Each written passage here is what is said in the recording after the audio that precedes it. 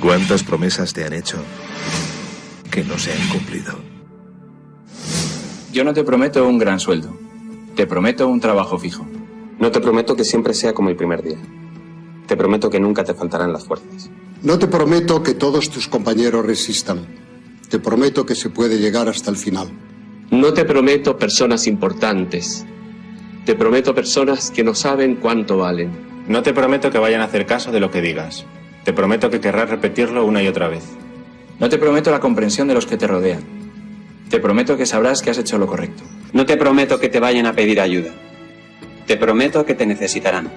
No te prometo una decisión fácil. Te prometo que nunca te arrepentirás. No te prometo un trabajo perfecto. Te prometo formar parte de un proyecto inolvidable. No te prometo que siempre vayas a obtener resultados. Te prometo que tu trabajo dará mucho fruto. No te prometo que vayas a tener grandes lujos. Te prometo que tu riqueza será eterna. No te prometo que siempre vayas a poder ser valiente. Te prometo que tu amor será más fuerte que el mío. No te prometo que puedas acabar con el dolor, el sufrimiento y la injusticia. Te prometo que estés donde estés, llevarás esperanza. No te prometo el reconocimiento del mundo. Te prometo una palabra eficaz. No te prometo seguridades humanas. Te prometo la certeza de que has sido elegido. Y te prometo que alimentarás al mundo.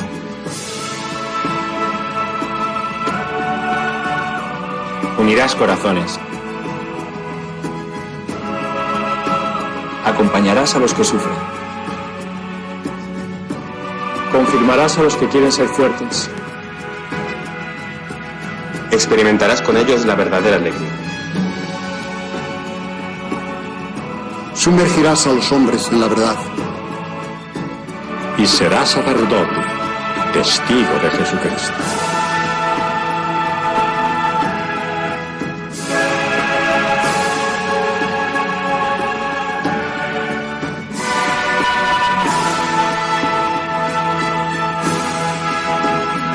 No te prometo una vida de aventuras. Te prometo una vida apasionante.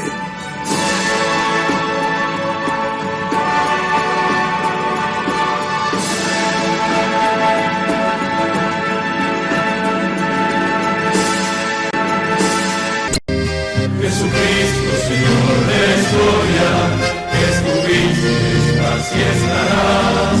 Sos presencia, esperanza y memoria. Sos el Dios de la vida hecho paz. Sos el mismo Jesús que estuviste junto al lago de Genesaret, y ante el hambre del pueblo exigiste, denle ustedes por Dios de comer. Quédate con nosotros, Jesús, te da miedo tanta oscuridad. No es posible morirse de hambre en la patria bendita del pan. Quédate con nosotros, Señor, que hace falta un nuevo Emaús. La propuesta será compartir como vos y en tu nombre, Jesús. Primitivo ritual de pastores, que fue luego banquete pascual, homenaje de nuestros mayores al Dios vivo de su libertad. Cena santa, signo y profecía, memorial de Jesús servidor, nueva alianza de la Eucaristía, que es misterio de fe y comunión. Quédate con nosotros, Jesús, que da miedo tanta oscuridad. No es posible morirse de hambre en la patria bendita del pan. Quédate con nosotros, Señor, que hace falta un nuevo Emaús. La propuesta será compartir como vos y en tu nombre, Jesús, Jesús. Invitamos a todos los que están en sus casas, a los que están en los hospitales, a los que están en distintos lugares de internación, que no pueden salir por enfermedad, por debilidad, a los que los cuidan, a los presos, a los monjes y a las monjas de clausura, a que espiritualmente peregrinemos para alcanzar el don de esta indulgencia del año santo 2025. En el nombre del Padre, y del Hijo, y del Espíritu Santo. Amén. Pidamos perdón juntos. Señor, ten piedad.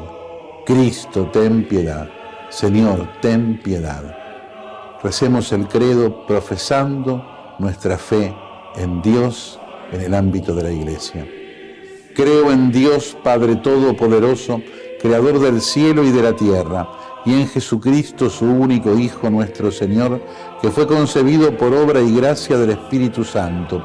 Nació de Santa María Virgen, padeció bajo el poder de Poncio Pilato, fue crucificado, muerto y sepultado, descendió a los infiernos, al tercer día resucitó de entre los muertos, subió a los cielos y está sentado a la derecha de Dios Padre Todopoderoso. Desde allí vendrá a juzgar a vivos y a muertos. Creo en el Espíritu Santo, la Santa Iglesia Católica, la comunión de los santos, el perdón de los pecados, la resurrección de la carne y la vida eterna. Amén. Delante de Jesús, mirando a Jesús en el sagrario, le pedimos que venga a nosotros. Señor Jesús, no puedo recibirte ahora con la hostia consagrada, pero te pido que vengas espiritualmente a mi corazón. Jesús, quiero permanecer siempre con vos. Recemos por el Papa y por las intenciones que lleva en su corazón. Padre nuestro que estás en el cielo, santificado sea tu nombre. Venga a nosotros tu reino, hágase tu voluntad en la tierra como en el cielo. Danos hoy nuestro pan de cada día. Perdona nuestras ofensas, como también nosotros perdonamos a los que nos ofenden. No nos dejes caer en la tentación y líbranos del mal. Amén. Y a la Virgen le confiamos nuestra vida, la saludamos, le pedimos que nos siga cuidando para vivir siempre en la esperanza.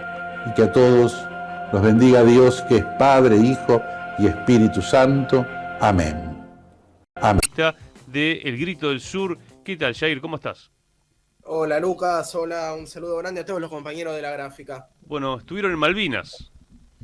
Así es, muy movilizante. Volvimos hace un día y medio y la verdad fue una experiencia que constantemente te pone la piel de gallina, ¿no? Fuimos a tratar de hacer un poco de comunicación, de periodismo malvinero, patriótico, en un momento en donde tenemos un gobierno desmalvinizante y también tenemos comunicadores pagos por la Embajada Británica.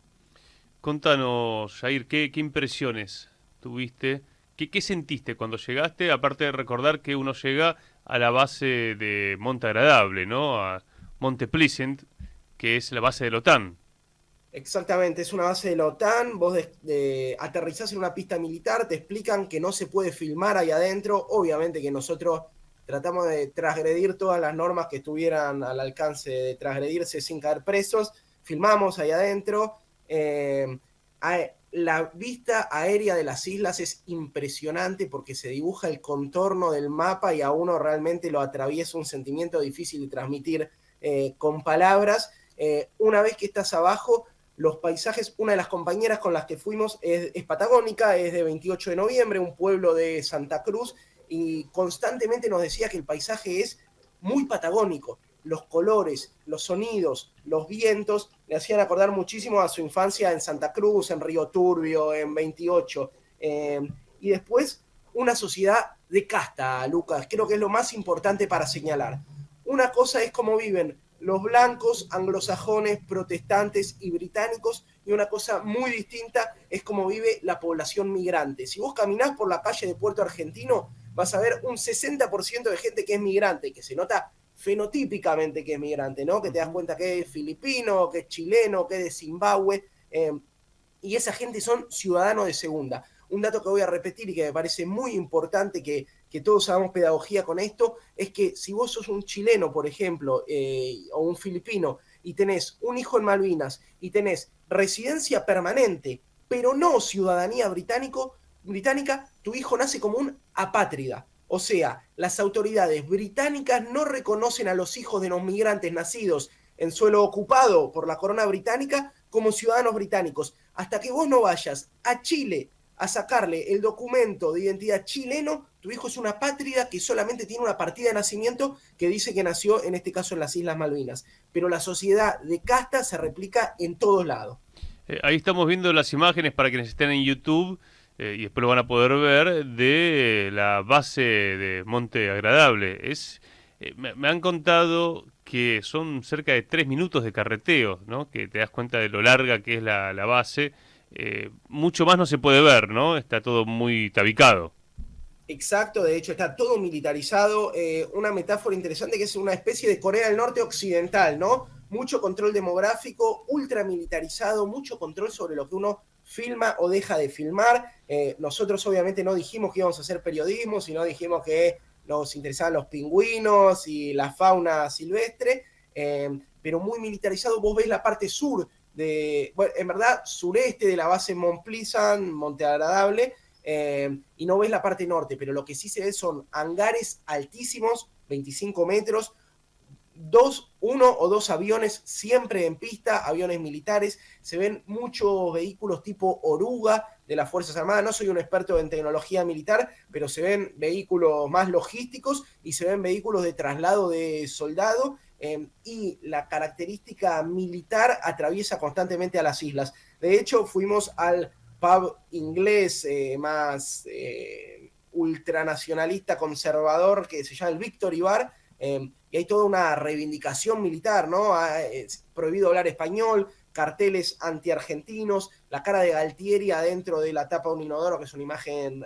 recurrente de la gente que va a Malvinas, y gente que, nosotros vamos ahí y evidentemente somos latinos. Capaz que no te das cuenta que sos argentino al toque, pero por la forma de hablar, por la forma de caminar, por la forma en que tratábamos de hablar inglés, te das cuenta que no somos anglosajones, y bueno, se veía ahí claramente una hostilidad hacia nuestra presencia. El resto de nuestro pasaje por las islas fue bastante agradable, hay que decirlo. ¿Pudiste ir al cementerio? ¿Pudiste ir? Fuimos al cementerio.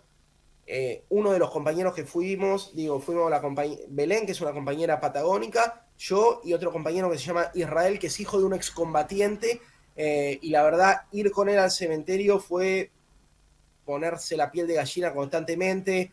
Mucho respeto ahí, que hicimos filmar igualmente, hicimos un video sobre los combatientes de pueblos originarios, hicimos otro video sobre el equipo de antropología forense ahí, siempre con mucho respeto. Obviamente que extendimos una bandera, que cantamos el himno, que cantamos la marcha de Malvinas, todo esto está prohibido, y hay algún tipo de vigilancia lejos, pero cada tanto se asoman, y la verdad que fue impresionante. Todavía se ven las tumbas que dicen soldado argentino solo conocido por Dios. Son muy pocas, gracias a la gestión de Cristina Fernández de Kirchner y de la Cruz Roja y del equipo de antropología forense. La inmensa mayoría de los cuerpos fueron identificados, pero bueno, sigue siendo muy impactante. Los nombres de nuestros compatriotas ahí, había una estatuilla de un gauchito Gil, nosotros dejamos una estatuilla del Papa Francisco, pero bueno, las pequeñas simbologías, las cartas de los familiares que le dejan en las tumbas a los excombatientes, todas las tumbas tienen un rosario. Es una imagen muy impactante porque estás en una pradera muy amplia. De hecho, el nombre original de ese lugar es Pradera del Ganso, ¿no? Darwin, que fue un colonialista inglés, ¿no? Y la Pradera del Ganso es una extensión muy grande que el cementerio está casi en un vallecito, ¿no? Como hay una hondonada pequeñita y vos tenés la posibilidad de ver toda la panorámica.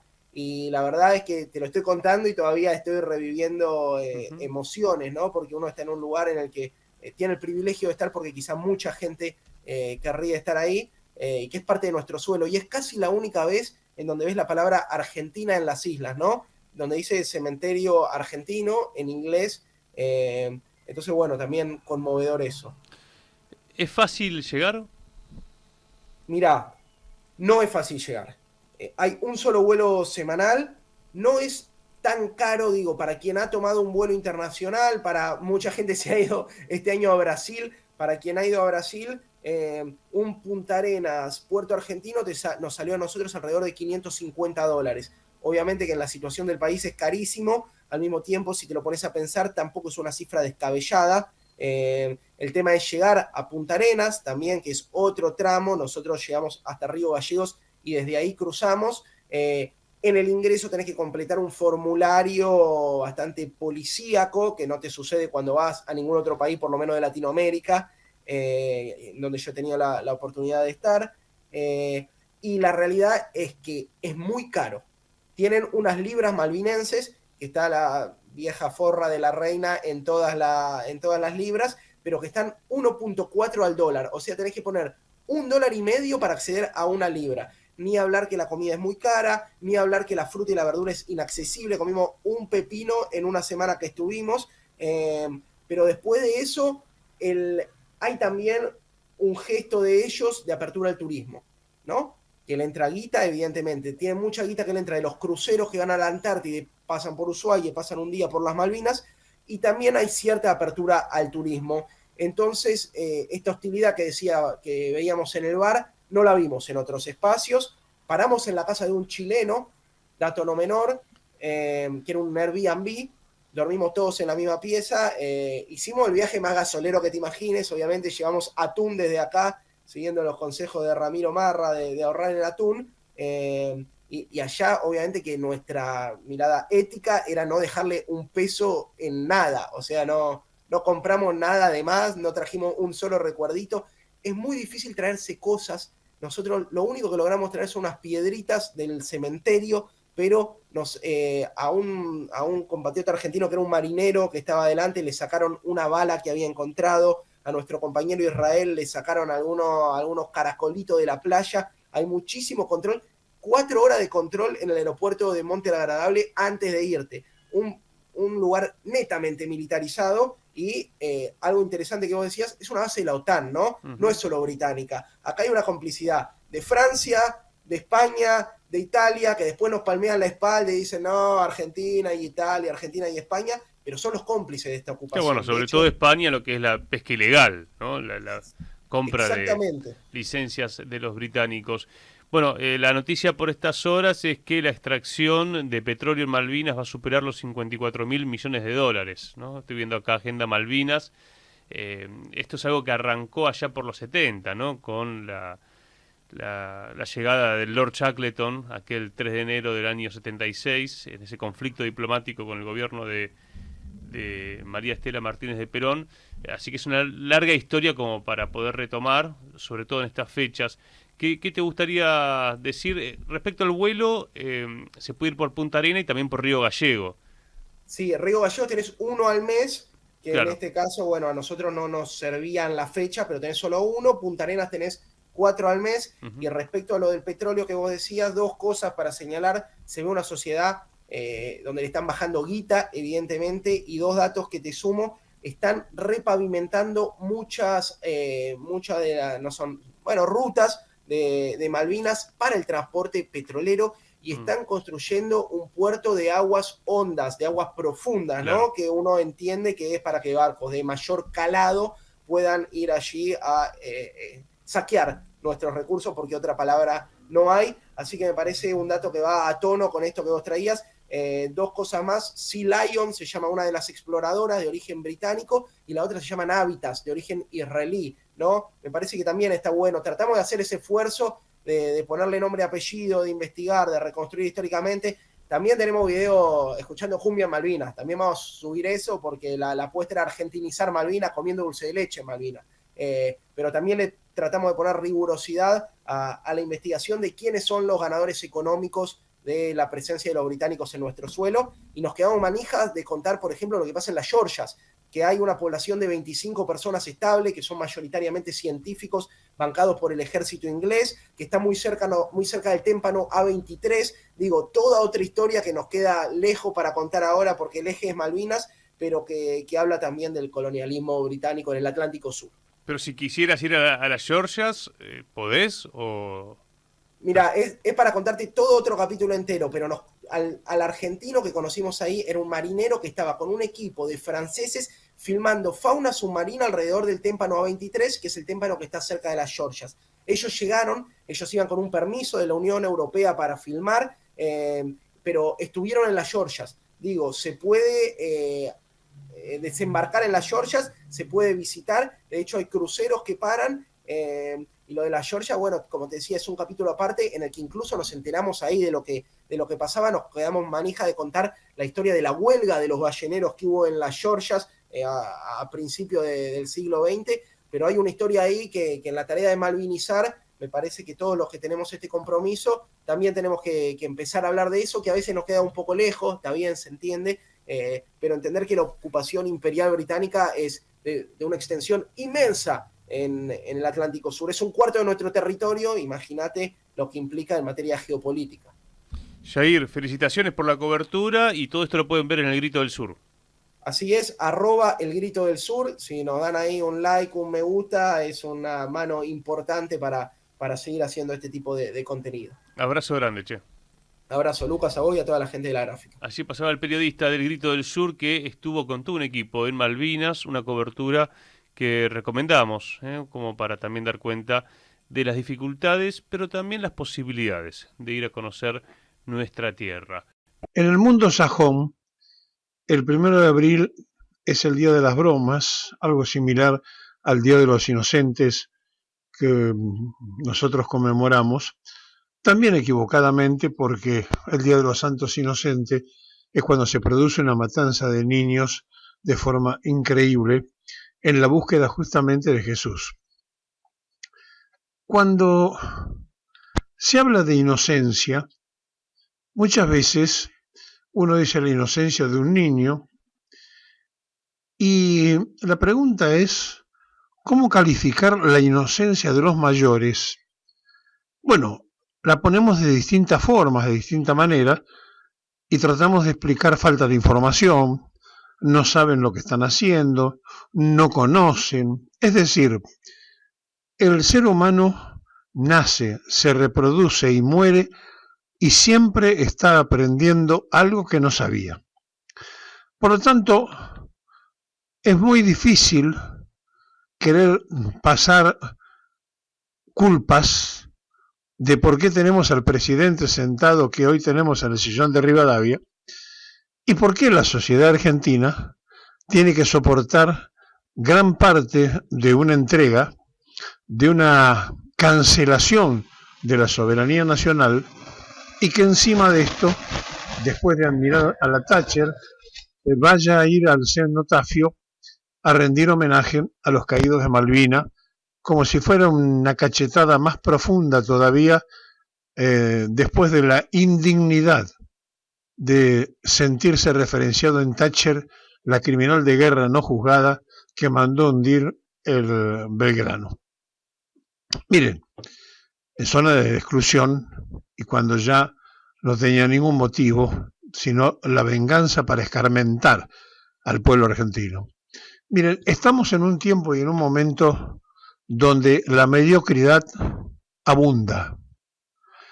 La ignorancia trepa a pasos agigantados los despachos oficiales, se instala y se sienta en la prepotencia de funcionarios que desconocen en serio cómo funciona el Estado y se transforman en verdugos de los trabajadores.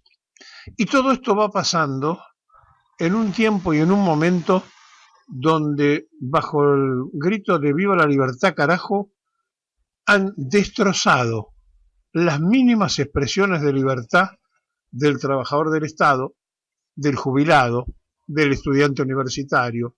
En definitiva, eso de la libertad viva solamente para ellos, para el libre mercado, para la libre especulación de los que más tienen en la Argentina, que Milei le encantaría poder ser parte de ella, aunque sepa que el Círculo Rojo lo rechaza porque sabe que no le pertenece a Milei estar entre ellos. Lo van a usar todo el tiempo que puedan y después lo van a descartar, como han hecho históricamente, al mejor estilo de un preservativo, con todos los funcionarios que han usado para el beneficio propio de aquellos usurpadores y expropiadores del trabajo de los demás. La Argentina está empantanada porque hay una queja generalizada diciendo esto que está no sirve, no funciona, pero tampoco aparece la idea, el proyecto de decir, bueno, aquí hay un núcleo, un grupo de mujeres y hombres que se ha puesto a pensar la Argentina que viene. No existe, no está. Y entonces, como eso no está ni existe, o se lo construye, o de lo contrario la gente va a llegar a las elecciones convencida de que en definitiva no hay ninguna otra cosa que no sea lo que el cachivache propone. Y cuando esto pasa, cuando se dice que no sirve lo que hay y no se propone nada para resolver o cambiarlo, se corre el riesgo tremendo de entrar en el desgano anárquico de que la gente diga, bueno, para volver a ensayar y volver a practicar otra vez con otro que no sabemos de qué se trata y no sabemos a dónde nos va a llevar, me da lo mismo que se quede este. Cuidado con lo que está pasando, porque hay una tremenda carencia de construcción de futuro por parte de la dirigencia política argentina en general. Los sectores políticos, algún grupo podrá decir a su núcleo o a sus seguidores, estamos trabajando, tenemos el proyecto, ya lo hemos hecho, sí, pero se trata de un proyecto nacional que sea debatido por todos y que todos entendamos de qué se trata, y los que están en contra, los que están a favor, pero que se sepa hacia dónde se va. Y esto no está, no existe. La gente, la sociedad, el pueblo, está en contra de lo que hay, pero no sabe a favor de qué cosa está, porque nadie le viene a proponer el recambio, cómo sería, de qué manera y hacia dónde hay que ir. Y en este tiempo, entonces, cuando estas cosas ocurren, cuando estas cosas pasan, conviene abrir el paraguas antes que empiece a llover fuerte, porque se viene la tormenta, se acerca cada vez más la posibilidad de que esto pase y la sociedad parece no encontrar el refugio adecuado. La construcción política no es para improvisados. La política no se hace de la noche a la mañana. La política es una ciencia que hay que trabajarla, que hay que estudiarla, y como decía Perón, el conductor nace con el óleo de Samuel, pero después hay que pulirlo, hay que formarlo, hay que darle lo necesario para que ese conductor sobresalga y pueda llevar a fin el objetivo. Y el conductor, decía Perón, no manda, sino que persuade. Bueno, en la Argentina está lleno de caciques que mandan, pero no hay conducción. Y no hay conducción partidaria, no hay conducción movimentista, sobre todo en el peronismo, y entonces vemos que empiezan las discusiones acerca de las candidaturas, diciendo, pero este no es nuestro, ¿y por qué tenemos que votarlo? Y bueno, porque del otro lado tampoco hicieron nada para que haya uno propio. Y así va pasando el tiempo, y un día compramos a Scioli, y otro día compramos a cualquier otro que viene a reemplazarlo como agua de otro pozo que sale y se ofrece, y otro día dicen, pero Kicillof no es peronista, y el otro día aparece otro que dice, pero al final vamos a llevar un candidato en la ciudad de Buenos Aires que es radical. Sí, claro, porque son personas que se han preocupado ellos por llegar, por armar su propio perfil, porque del otro lado la conducción estratégica no existe, la conducción táctica tampoco, y entonces hay una orfandad absoluta, abandono total, y hay un tremendo movimiento a la deriva. Una cosa es manotear un partido y decir soy presidenta del partido, como pasó a Cristina o lo hace Cristina, y otra cosa distinta es decir soy conductora de un movimiento. Ella tuvo toda la oportunidad para demostrar conducción y se achicó y no lo hizo. Cuando digo se achicó, condujo el kirchnerismo y ella estaba llamada a conducir el peronismo, una cosa mucho más grande y una cosa incluso mucho más importante que el peronismo, que era el movimiento nacional. Bueno, ya le pasó el tiempo, está allí como referencia de muchos, pero lamentablemente dejó pasar ese tiempo cuando tuvo las riendas del poder en su mano para poder hacer la transformación y la conducción adecuada, y así fue pasando con cada uno de los anteriores, y se murió Néstor, que pintaba para poder hacerlo, y cada una de las cosas que nos fueron ocurriendo van llevando a una demostración de una tremenda orfandad. El Congreso del Partido Justicialista está en un silencio atronador, que es la máxima expresión de conducción. El partido fue manoteado, textualmente es así, por Cristina, porque no había nadie que se hiciera cargo de nada. Y las autoridades del partido han marcado que entre los que están allí, porque el presidente era Alberto Fernández y después que renunció, quedaron entre otros, por ejemplo, Kicillof, y nunca ejerció el mando del Partido Justicialista. Ahora, él tampoco pidió nunca que lo pongan de presidente del Partido Justicialista. Él no se siente para hacer eso y puede ser un referente apoyado por el justicialismo, pero que no necesariamente tenga que ser justicialista. Y entonces cuando nos pasan estas cosas y cuando hay una tremenda orfandad de conducción, se corren graves y serios riesgos, graves y serios peligros. Perón no fundó un partido sino un movimiento, y el movimiento, como dice la palabra, se mueve, está en revolución, está en movimiento permanente, se mueve y es un movimiento. Entonces, el movimiento requiere de una conducción estratégica permanente, constante, y además de esto necesita de poner a sus mejores valores en juego cada vez que se pone a trabajar. Y otra cosa distinta es la partidocracia, es el partido. El partido es la herramienta electoral del movimiento, pero de ninguna forma el partido es superior al movimiento.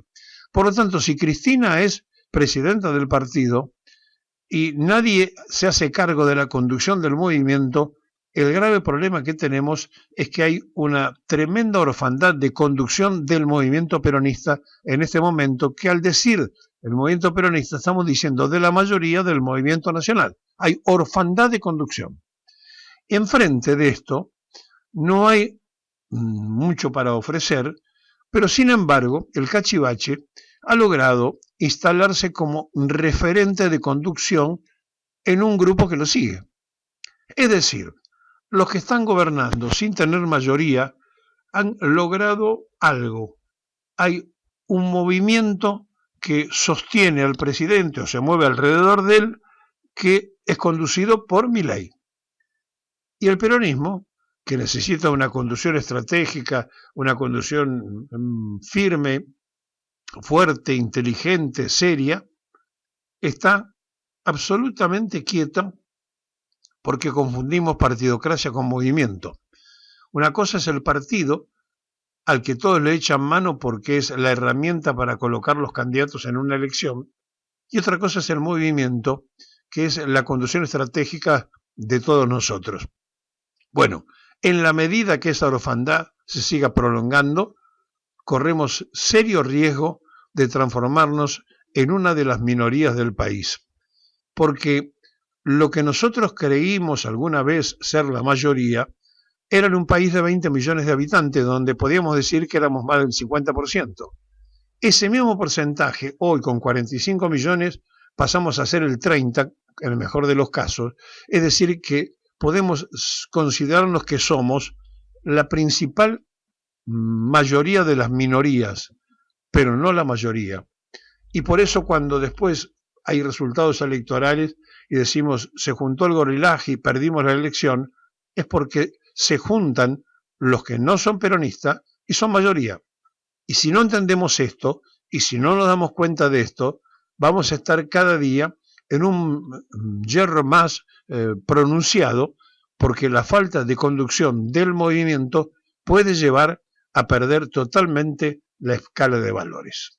Estamos en una Argentina de necesidad de que el movimiento peronista se ponga al frente de la conducción del movimiento nacional, pero para eso tiene que tener conducción propia. Para eso se tiene que sentar con el resto de los componentes del movimiento nacional desde una conducción inteligente, estratégica, férrea y además integrada, federal, es decir, que el país esté representado en esa conducción. Estamos a la búsqueda de eso, espero que sea así, que estemos a la búsqueda, y mientras tanto el cachivache va reafirmándose de a poco y un outsider sin partido político, sin nada, llegó, se sentó en el sillón de Rivadavia y hoy se ponen a la organización de una corriente que se van a equivocar porque las quieren transformar en línea de partido político, cuando en realidad lo que deberían hacer es trabajar sobre una línea de coincidencia de las ideas del cachivache. Pero bueno, es un problema de ellos y ojalá se equivoquen para bien de la Argentina, porque si aciertan, la Argentina corre serio riesgo de extinción con este proyecto liberal que se disfraza de libertario, pero que es lo mismo y lo más viejo que hemos escuchado en nuestra historia, donde nos cansamos de pasar inviernos con otro liberal como Alzogaray y donde estuvimos permanentemente azotados cada vez que ellos tomaron la manija, como Martínez de Oz en plena dictadura, por nombrar simplemente algunos de tantos liberales. Y no nos confundamos, porque cuando se llegó cantando la marchita, los ministros de Economía también eran liberales y así no fue. En la Argentina de hoy, lo que se está buscando es una conducción del peronismo, que no puede ser de una persona, que tiene que ser colegiada, que tiene que ser de varios, pero háganla antes que sea tarde, porque una cosa es el peronismo manifestándose como mayoría de un pueblo en un sentimiento, y otra cosa muy distinta es la disgregación que se viene produciendo del movimiento nacional por falta de conducción en el principal componente de ese movimiento nacional, que es el peronismo. Y hoy, con el parate de la obra pública, con el parate de las transferencias a las provincias por subsidios de transporte, por subsidios a salud, por subsidios a la educación, todo eso quedó más lejos de las familias en términos multidimensionales. O sea que acá no hay de ninguna forma, de ninguna medición que podamos decir que la pobreza bajó y mucho menos que sacó a 10 millones de argentinos de la pobreza. Lo que sí puedo decir que en términos económicos, de medidas de política económica, de ajuste, de un fuerte ajuste que hizo este gobierno en términos sociales, sobre la espalda de los jubilados, de las provincias, de la obra pública, yo puedo asegurar que hay 5 millones de argentinos que en el 2023 eran clase media y que hoy son pobres y que transversalmente confiaron en Javier Milei. Buenos días, Enrique. Te saluda Ronald Sanabria y Carla Paz. ¿Cómo estás, Ronald? ¿Cómo estás, Carla? Un placer, muchas gracias por la consideración. No, por favor, gracias por atendernos. Estábamos analizando recién, viendo un poco los números que comunicó ayer el INDEC de la pobreza. Y veíamos la forma de medición, cuestiones que se tienen en cuenta y otras que no, que son la gran mayoría. ¿Cómo podemos analizar pormenorizadamente estos datos para que se entienda por qué bajó tanto la pobreza con respecto al primer semestre? Bueno, primero que cuando uno analiza los datos, claramente que las comparaciones interanuales y las medidas económicas y cómo impactan los programas económicos muestran que ese 38% no es real. Más allá que la pobreza en la Argentina se mide por ingresos, cuando vos analizás en términos generales, hoy una familia tipo, según el INDEC, con 1.100.000 pesos ya pertenece a la clase media. Y cualquier familia sabe que con las tarifas en 250.000, transportes, luz, agua y gas, alquileres, expensas, algo que no contemplan estas canastas, no puede vivir en la clase media. Por eso también uno puede ver que estos datos fueron manipulados, directamente lo tengo que decir, e insto a Marco Labaña que dé explicaciones. ¿Por qué digo eso? Y porque uno, cuando ve los datos duros del tercer trimestre, esto sería del segundo semestre, ¿no? La pobreza segundo semestre del 2024, pero los datos del tercer trimestre muestran que aumentó la desigualdad. El coeficiente de Gini empeoró. O sea que, aumentando la desigualdad, no puede haber bajado la pobreza. Datos también del tercer trimestre marcan, no solamente el tercer trimestre, sino el cuarto también, marcan que aumentó el desempleo. Si vos tenés aumento del desempleo, no podés haber bajado la pobreza. Y también datos oficiales del INDEC muestran que cayó el consumo en el tercer y cuarto trimestre en supermercados, en almacenes y en centros comerciales, con la caída del consumo consecutiva durante los 15 meses de gobierno de Javier Milei.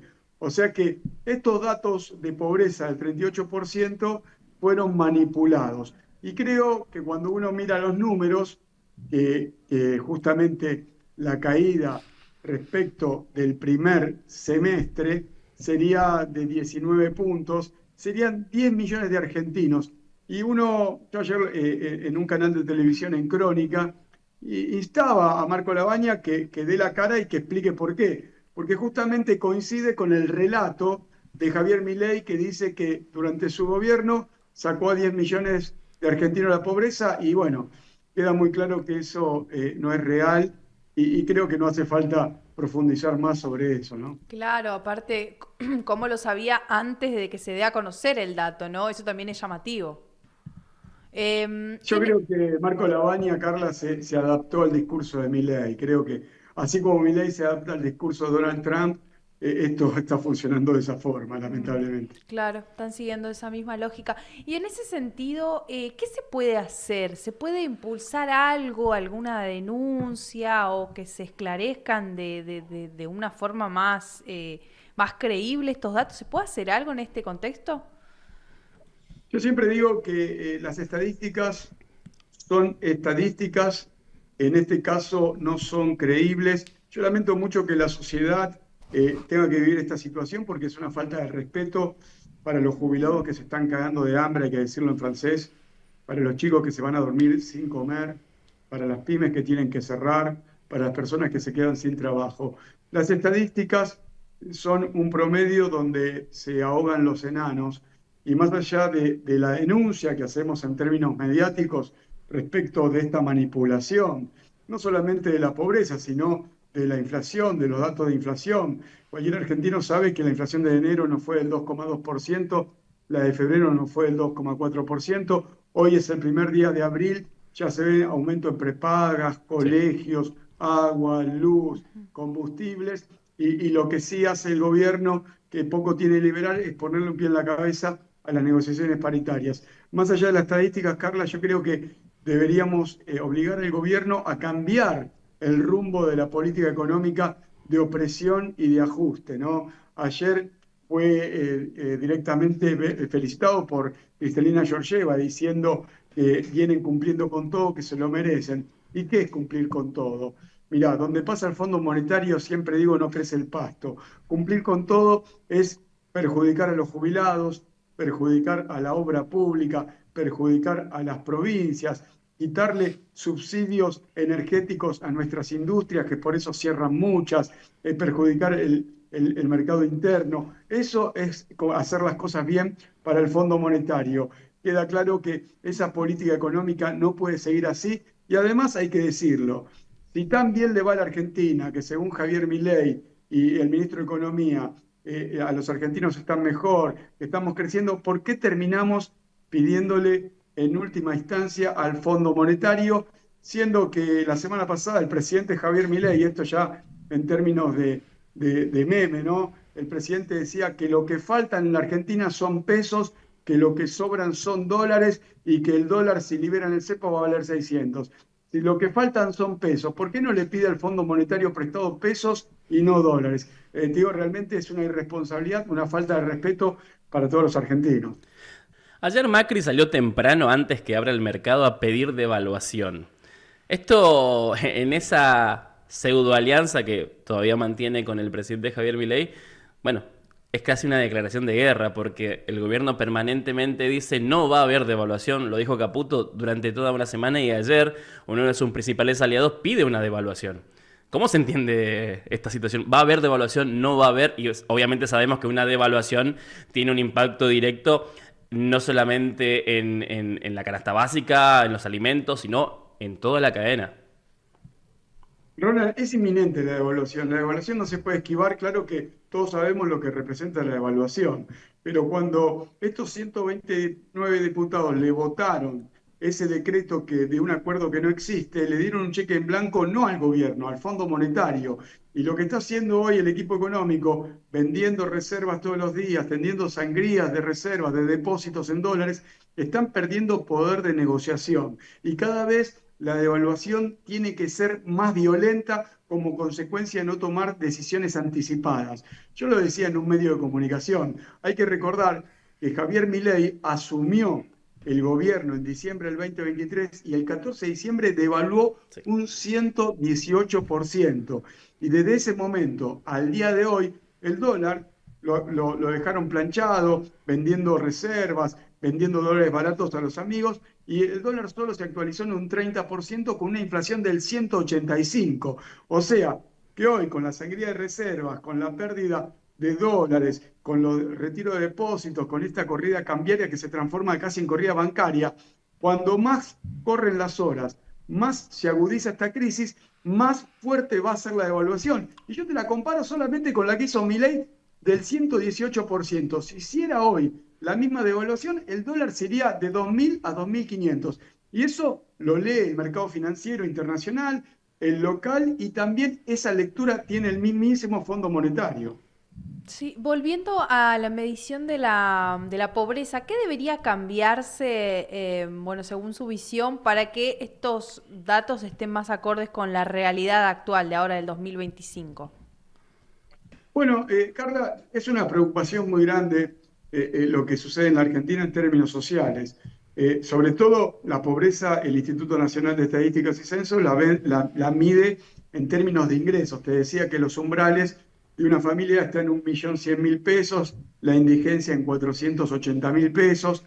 Y bueno, ahí en términos estructurales no es lo mismo en Formosa que en Catamarca, que en San Juan, que en Buenos Aires. Yo creo que deberían actualizar los datos. Yo creo que Marco Labañez debería trabajar en medir la pobreza en términos multidimensionales, ¿no? Una familia tipo que tiene acceso a agua potable o no, no es lo mismo, que tiene acceso a tener su calle asfaltada o no, o un colegio o un hospital de cercanía, no es lo mismo, y eso no depende prácticamente del nivel de ingresos. Y hoy, con el parate de la obra pública, con el parate de las transferencias a las provincias por subsidios de transporte, por subsidios a salud, por subsidios a la educación, todo eso quedó más lejos de las familias en términos multidimensionales. O sea que acá no hay de ninguna forma, de ninguna medición que podamos decir que la pobreza bajó, y mucho menos que sacó a 10 millones de argentinos de la pobreza. Lo que sí puedo decir que en términos económicos, de medidas de política económica, de ajuste, de un fuerte ajuste que hizo este gobierno en términos sociales, sobre la espalda de los jubilados, de las provincias, de la obra pública, yo puedo asegurar que hay 5 millones de argentinos que en el 2023 eran clase media y que hoy son pobres y que transversalmente confiaron en Javier Milei. ¿Y cómo estás? Bien, con algunos problemas acá con la cámara, pero bien. ¿Ustedes bien? No, yo te veo perfecto. Ah, bueno, muchas gracias. Impecable.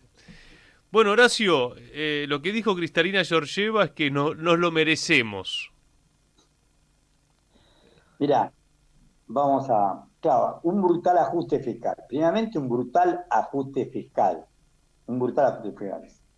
La caída del poder adquisitivo de los jubilados y pensionados lo demuestra mejor que yo. La caída de la participación del gasto en el presupuesto nacional, del gasto previsional, lo corrobora. Entonces, vos pagás nada a los jubilados, bajás los sueldos, paralizás la obra pública, paralizás las transferencias a las provincias y las transferencias energéticas y de transporte. Con todo ese combo, hiciste un brutal ajuste fiscal. Eso es verdad. Nos merecemos porque hiciste un brutal ajuste fiscal. Ahora te digo, no alcanza. ¿Por qué no alcanza? El total del gasto mensual. Antes que vayas a las cuentas, Horacio, que voy a ir anotando porque sé que nos vas a dar algunos números clave para entender la situación de debilidad del gobierno. Kristalina dijo, le vamos a dar en una primera cuota el 40% del crédito, pero nunca confirmó que van a ser 20.000 millones, que es lo que dijo Caputo. Hasta ahí estamos de acuerdo. Hasta ahí estamos de acuerdo, lo que pasa es que nosotros sabemos que políticamente a Caputo lo sostiene el capital financiero Manhattan. BlackRock, Vanguard, Cinco, Franklin Templeton, Grand Marcy, Greylock, donde se fue a trabajar Sergio Massa, lo sostienen. Ellos tienen influencia sobre el Fondo Monetario Internacional. O sea, los técnicos del fondo es una cosa, el board, como le dicen ellos, el directorio del fondo es otra. Los técnicos de acá, cuando vino la misión del Fondo Monetario Internacional, Luis Cuvedut, que es el segundo de Diego Valdés, que es al que Milei pidió que lo echaran, por supuesto el fondo no lo echó, pero no lo trae más al país. Viene el segundo, Luis Cuvedut le dijo a Caputo el 28 de enero del 2025 que no iba más el carry trade y que tenían que tener una banda de flotación. Que el piso, en ese momento el dólar oficial estaba un poco menos de 1.000 pesos, y el techo debe hacer un 30% más, casi 1.300 pesos. Eso fue la conversación del 28 de enero. Caputo le dijo que no. ¿Cuáles son las ínfulas de Caputo? El apoyo del capital financiero internacional. Claro. Le dijo que no. Entonces, le dijo, bueno, yo voy a informar al board, le dice Luis Cuberus, y le dice, informa lo que quiera. Lo sobraba encima, Caputo y Bauchili lo sobraban al técnico del fondo porque sabían que ellos tenían el respaldo del capital financiero afuera y presionó.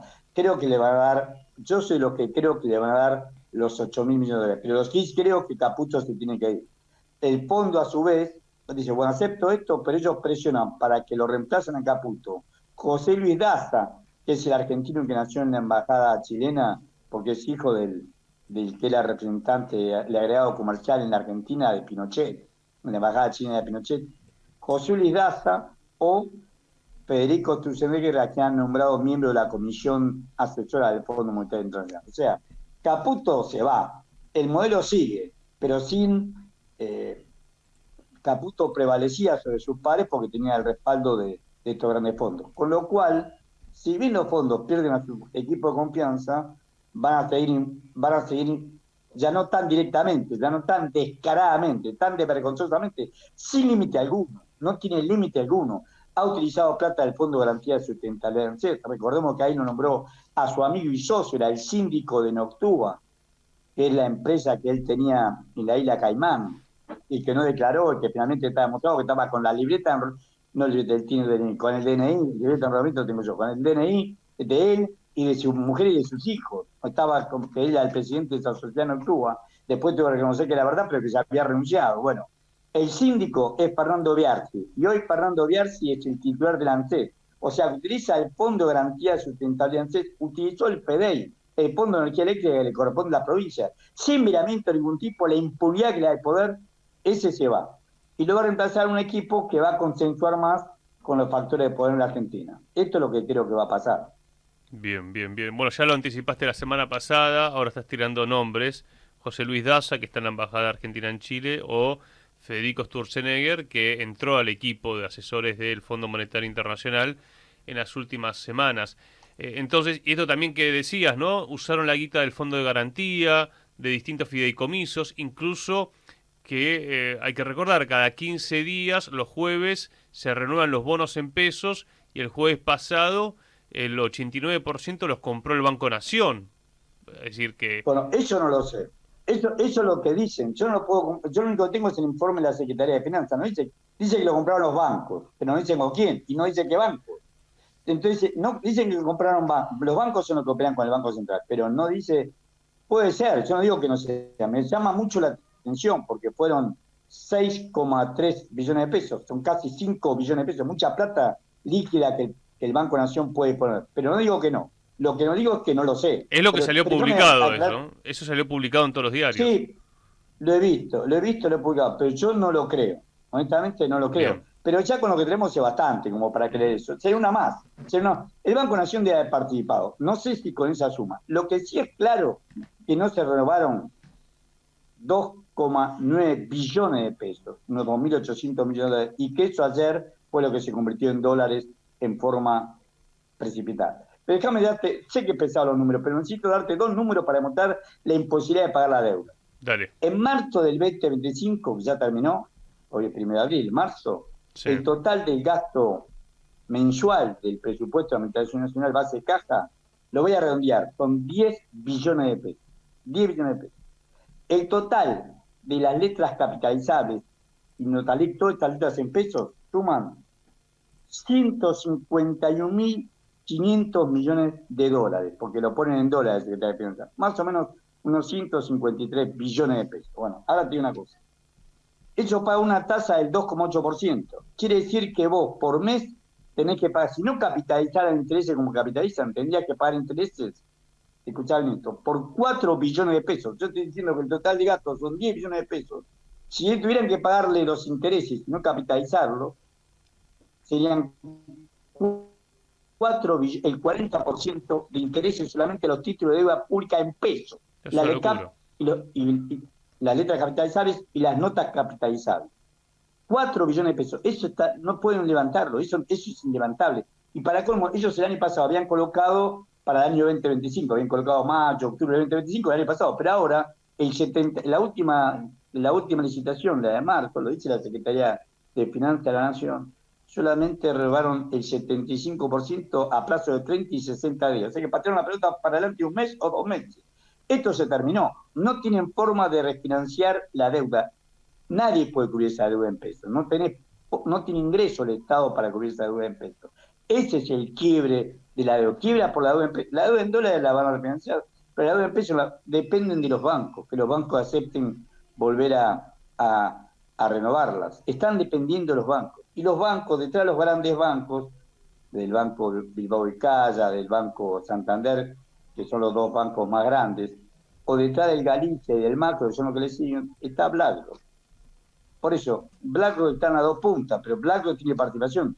No lo van a dejar caer el gobierno argentino, pero depende de eso. Lo que quiero decir es, estás en una situación límite, no podés pagar, no tenés forma de pagar, depende de ellos. Y ellos lo que quieren es dunga muerte. Y el dunga es los recursos naturales nuestros para después la muerte de la soberanía argentina. Quieren, como hemos dicho siempre con ustedes, vienen a convertir todo esa masa ya enorme, inconmensurable, la deuda pública argentina, de la deuda bruta, cambiarla por petróleo, gas, oro, plata. Pero hierro, repasando los números, si el Estado argentino en todo lo que gasta, ¿no?, en todo lo que invierte, ¿no?, en lo que tiene que ver con presupuesto nacional, desde las jubilaciones hasta lo que pone en ciencia y técnica, en plan nuclear, en las escuelas. Educación, salud, todo. justicia, Fuerzas Armadas, Esos son Fuerzas Ciudadanas, todo. 10 billones de pesos. 10 billones, que sería 10 con 12 ceros. Por mes. Exacto. Con 12 ceros, digo, para poder... Unos 9.000 millones. Sí. Y vos tenés por esta letra capitalizable, tenés que pagar intereses y capital por 4 billones. Es imposible.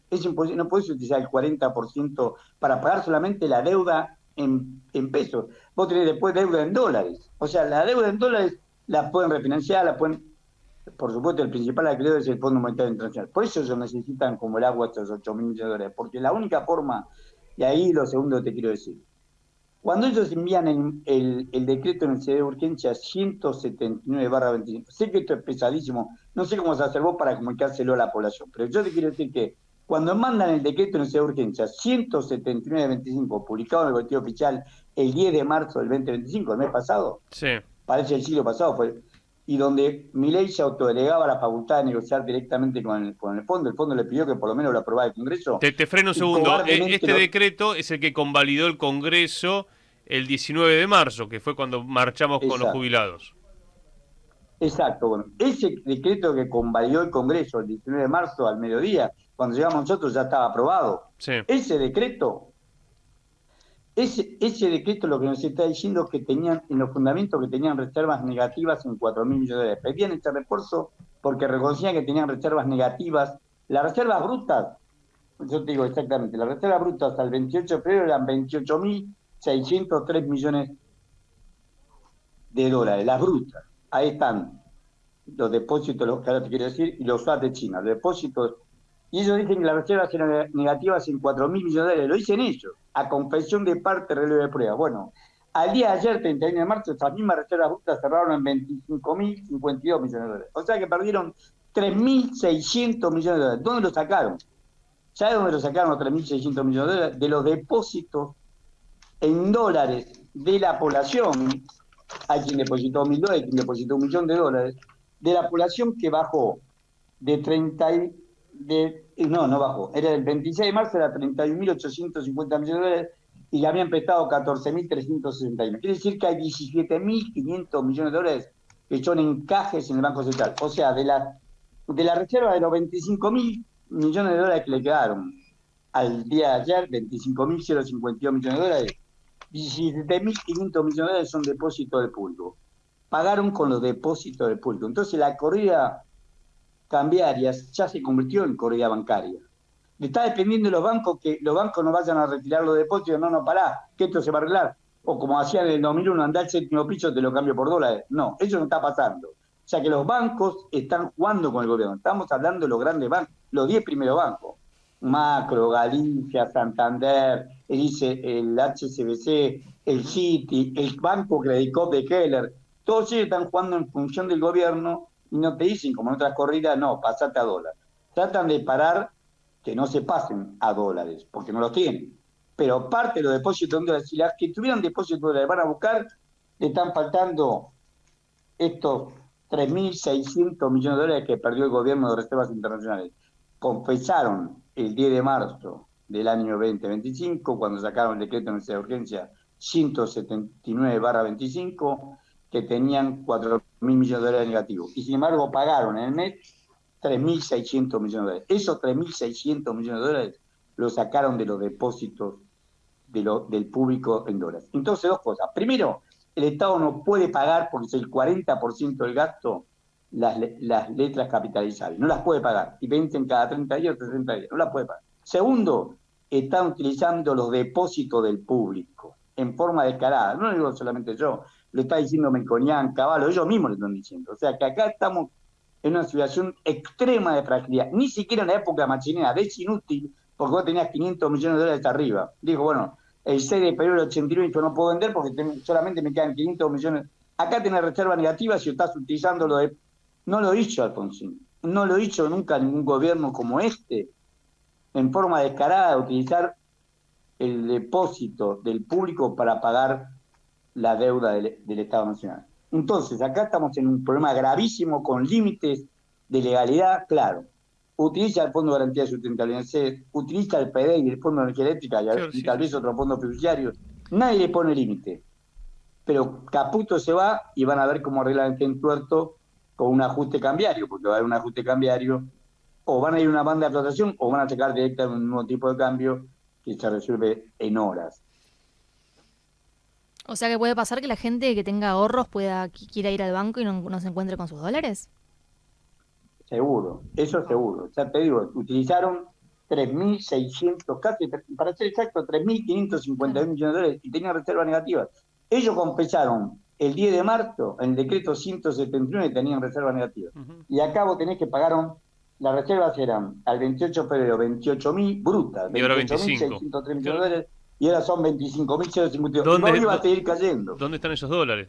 No, pero aparte, digamos, estaba viendo página 12, que perdieron 1.800 millones de dólares en 11 días. Pues están poniendo dólares para que mantener el tipo de cambio. Bueno, ahora el FMI sale a dar un respaldo al gobierno, diciendo vamos a ponerle el 40%, que serían 8.000. Esto sería mitad de abril más o menos, ¿no? Acá hay un tema de tiempos donde vos venís anunciando, van a pedir que se vaya Caputo, van a pedir una devaluación al menos mínima. No tan mínima. Yo creo que va a ser el 30%, como le dijo Luis Cuvedú el 28 de enero, le dijo a Caputo. ¿Y cómo pega estos precios? Porque, bueno, hoy hubo aumento de nafta. Ya estamos viendo las góndolas. Van a aumentar. Seguro, los grandes formadores de precios van a aprovechar esto para seguir aumentando los precios. O sea, vos tenés un fuerte... Caputo dice precios adelantados. Y no lo frenaron. No frenaron, nunca le pusieron ningún límite.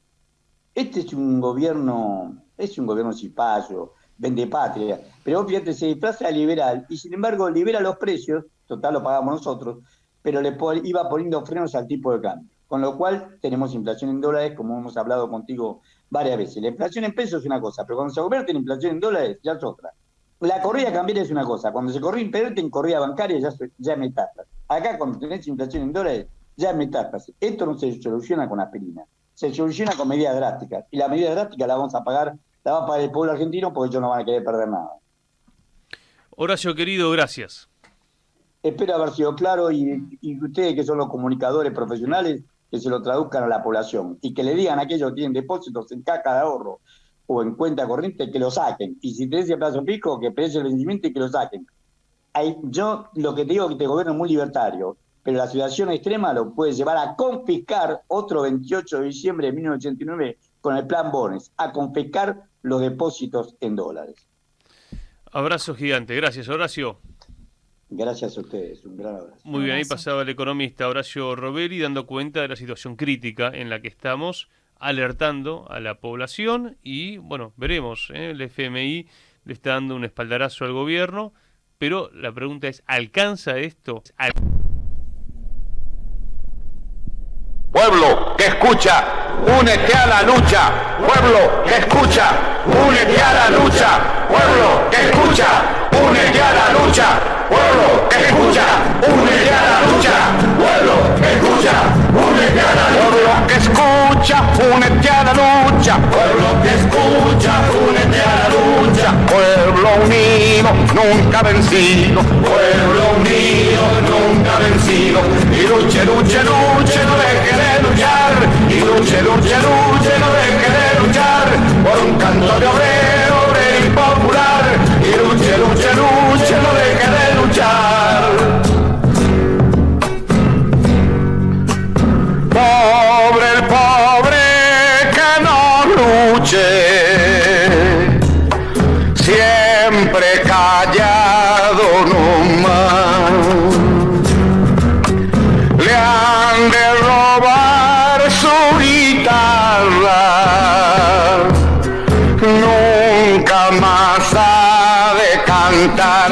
Y luche, luche, luche, no deje de luchar. Y luche, luche, luche, no deje de luchar. Por un canto de obrero, obrero y popular. Y luche, luche, luche, no deje de luchar. Pueblo que escucha, únete. Cosas tiene mi pueblo que no las puedo callar. Cualquiera viene y le ofende y él calladito nomás. Pero guarda al que trampea, pero guarda al que le miente, porque mi pueblo no es tonto, porque mi pueblo es valiente, porque mi pueblo algún día cuando la sangre reviente habrá de salir cantando con un fusil en la frente. Y entonces no habrá más niños durmiendo bajo los puentes, ni obreros, ni campesinos, siempre apretando los dientes, porque mi pueblo es de machos y nadie me lo desmiente. Y luche, luche,